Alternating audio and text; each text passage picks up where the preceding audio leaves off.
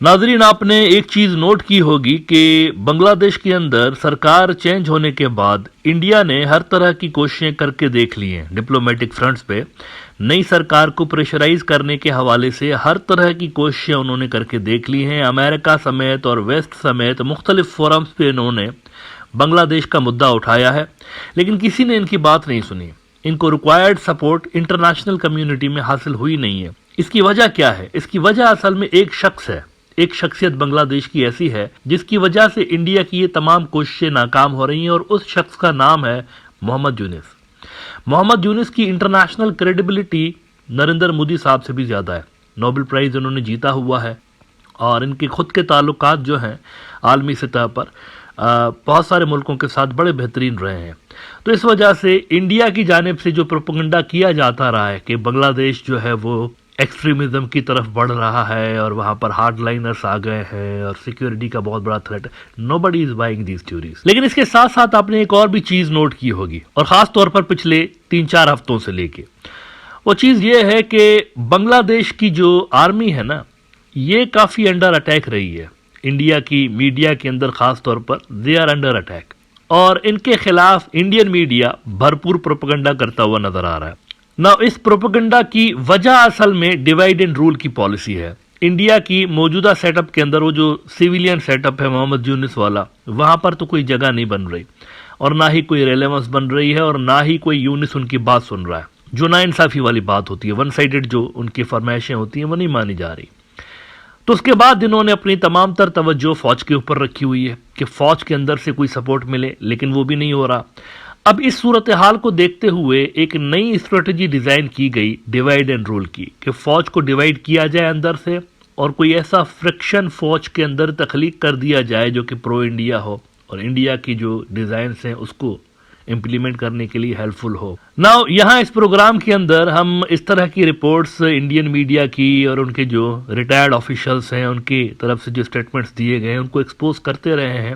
But I was hopping कि official सतह पर बांग्लादेश से कोई सॉलिड रिस्पॉन्स आएगा इन तमाम डिसइंफॉर्मेशन कैंपेन्स के लिए, कोई सॉलिड रिस्पॉन्स बांग्लादेश की तरफ से आएगा, ये मुझे उम्मीद थी, और वही हुआ है। बांग्लादेश की जो सरकार है उनकी जानिब से एक proper shut up call Indian media को गई है, और उन्होंने इंडियन मीडिया के लिए कहा है कि ये बॉलीवुड की फिल्मी जो कहानियां होती है ना, वो छाप रहे होते हैं खबरों की सूरत में, होती फिल्मी कहानियां हैं बॉलीवुड की। ये बाकायदा उन्होंने लिखा है। प्रेस विंग जो है मोहम्मद यूनिस की ऑफिस की जो प्रेस विंग है, उन्होंने स्टेटमेंट जारी किया है कि ये फिल्मी कहानियां छाप रहे हैं हमारे लिए, हमारी फौज के लिए फिल्मी कहानियां छाप रहे हैं, डिवाइड एंड रूल की पॉलिसी पे अमल कर रहे हैं। हाइब्रिड वॉर एक तरह से इन्होंने हमारे ऊपर, जो इंफॉर्मेशन वॉरफेयर होती है वो इन्होंने हमारे ऊपर इम्पोज करके रखी हुई है। फाइनेंशियल एक्सप्रेस रिपोर्ट कर रहा है, chief adviser press wing debunks Indian Ananda Bazar report on Bangladesh army. ये अनंदा बाजार अकेला नहीं है, तकरीबन हर छोटा बड़ा इंडियन न्यूज आउटलेट इन दिनों आपको बांग्लादेशी मिलिट्री के अगेंस्ट लिखता हुआ नजर आ रहा है कि वहां वकार जमा के अगेंस्ट कोई षड्यंत्र रचा जा रहा है, कू होने जा रहा है उनके अगेंस्ट। और खास तौर पर एक ऑफिसर का नाम तो हर इंडियन मीडिया लगा रहा है, साफ तौर पर नजर आ रहा है उस ऑफिसर को टारगेट कर रहे हैं, उनके खिलाफ झूठ लिख रहे हैं। कौन सा ऑफिसर है वो, इस पे अभी थोड़ी देर में आता हूं, लेकिन पहले जरा फाइनेंशियल एक्सप्रेस की इस खबर का नीचे डिटेल देख लीजिए कि इसमें जो चीफ एडवाइजर की ऑफिस है उनकी जानिब से क्या कहा गया है इंडियन मीडिया को। उन्होंने कहा है कि इट्स यानी Ananda Bazar story about the Bangladesh army has no more basis in reality than a Bollywood रैमकॉम।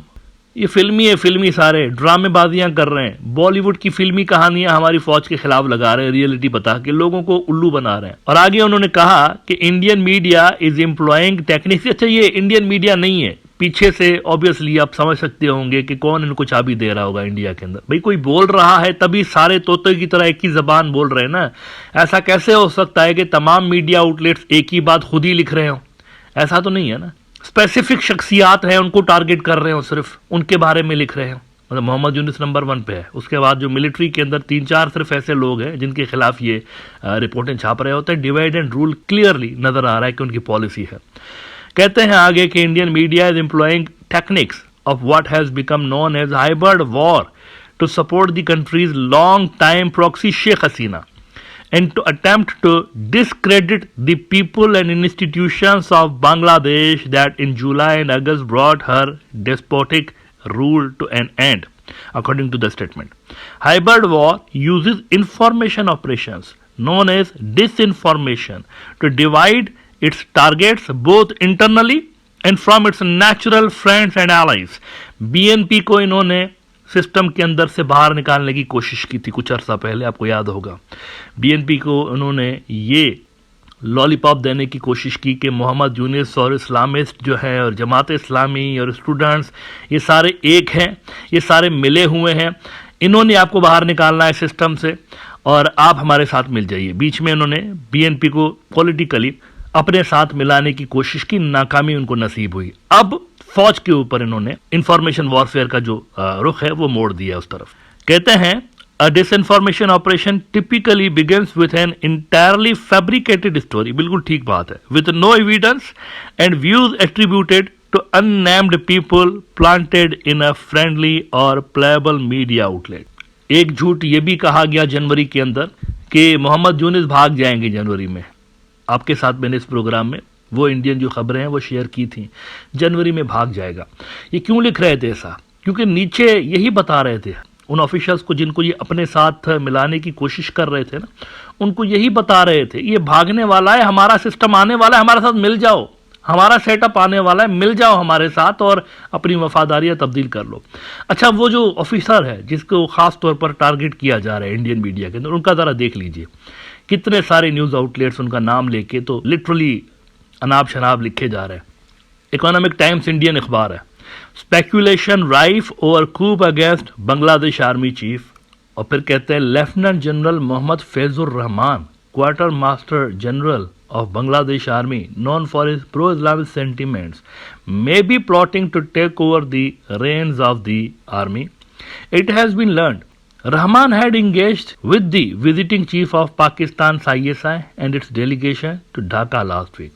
यहाँ पे उन्होंने ये एंगल देने की कोशिश की कि पाकिस्तानी इसको आर्मी चीफ बनाना चाहते हैं, रहमान को, डाउट्स क्रिएट करने के लिए, मिलिट्री के अंदर डाउट्स क्रिएट करने के लिए, इस तरह की खबरें। उसके बाद देखिए first post, does Bangladesh army chief face a coup from a pro Islamist faction?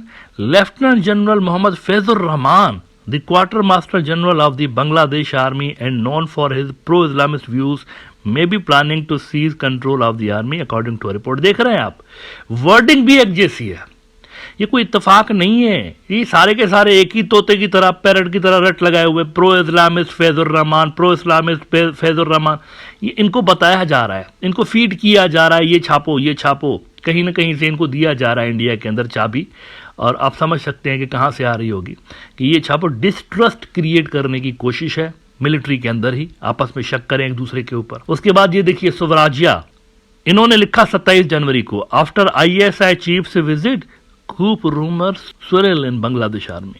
इसमें देखिए, speculation is growing about a possible coup in the Bangladesh army amid tensions between Islamists and progressives. Lieutenant General Mohammad Fazur Rahman, known for his pro-Islamist views, is rumored to be plotting to take over. Same headline, same stories, same wording, सब कुछ same है, सिर्फ अल्फाज थोड़ा सा ऊपर नीचे करके तो खबर वही लगा रहे हैं, सेम टू सेम, सारी स्टोरी सेम है। तो इनमें कोई सदाकत नहीं, सच नहीं है इसमें कोई। ये जो है ना हाइब्रिड वॉर का हिस्सा होता है, अपने टारगेट को अंदर से डिवाइड करने के लिए इस तरह की झूठी सच्ची खबरें लगाई जाती है और इसी दौरान कहीं अंदर गेम डालने की कोशिश की जा रही होती है, लोगों को भड़काया जाता है एक दूसरे के खिलाफ। अब क्या इससे प्रोपेगेंडा वॉरफेयर का कोई ग्राउंड पे असर पड़ रहा है? The answer is no. गुज़िश्ता महीने भी आपको बताया था कि ना मोहम्मद यूनिस कहीं जा रहा है जनवरी के अंदर, और वो नहीं गए, आपने देखा। और ये भी साथ में आपको बताया था कि बांग्लादेशी मिलिट्री प्रोफेशनल मिलिट्री है, इनके अंदर इस तरह की बातें नहीं होती जिस तरह ये लिख रहे हैं। एक इंडियन न्यूज आउटलेट ने तो यहां तक लिख दिया कि 4 चीफ बन गए वहां पर मिलिट्री के अंदर, 4 चीफ हैं। रबिश, टोटली रबिश, बकवास किस्म की स्टोरीज हैं, इसमें कोई सच्चाई नहीं है। Fact of the matter is that Bangladesh के अंदर जो लोग पावर में है ना, मीडिया आउटलेट्स को ज्यादा सीरियसली नहीं लेते। वो इतना ज्यादा अपनी क्रेडिबिलिटी खो चुके हैं इंडियन न्यूज आउटलेट्स कि जिनको अब ये मुखातिब करते हैं ना, वो भी इनको ज्यादा सीरियस होकर नहीं पढ़ते। वो ऐसे ही मतलब जैसे मूवी देखते हैं ना, कोई कॉमेडी मूवी, इस तरह से ये इंडियन मीडिया को ट्रीट कर रहे होते हैं।